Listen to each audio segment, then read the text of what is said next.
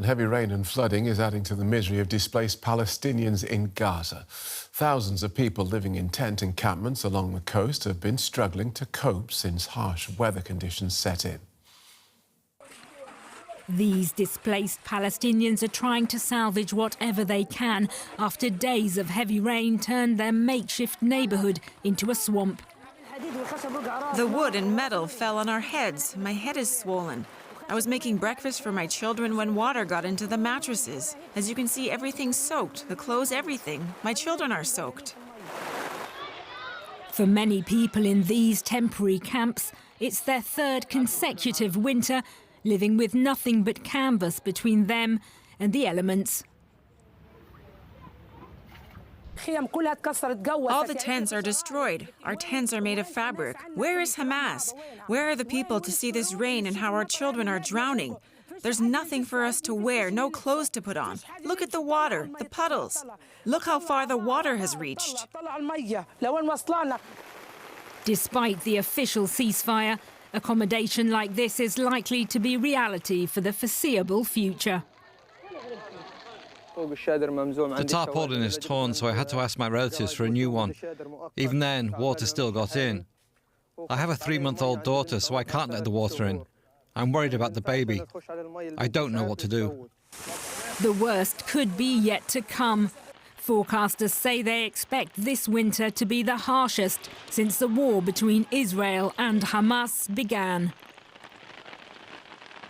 Well, Riham Jafari is Communications and Advocacy Coordinator for ActionAid in the occupied Palestinian territories, and she joins us from Bethlehem in the West Bank. Welcome to DW.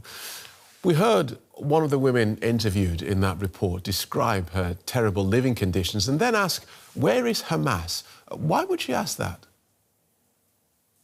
Thanks for having me. And yes, the winter in Gaza is not welcomed anymore for the third year. And the responsibility is falling on Israel as occupying power. And the international law is clear that occupying power should ensure access to aid.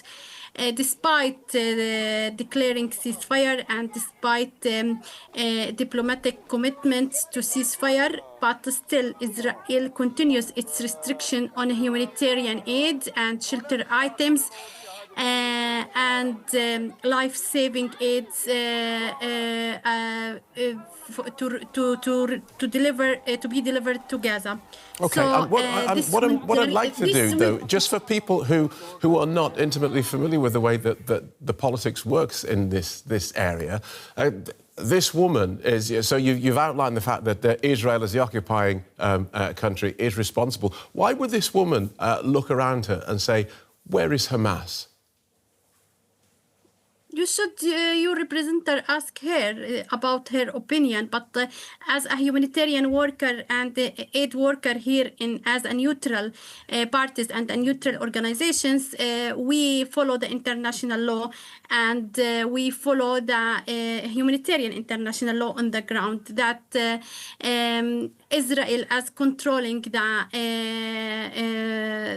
borders is responsible for this catastrophe that could be overcome if humanitarian access is facilitated and if crossing borders are opened.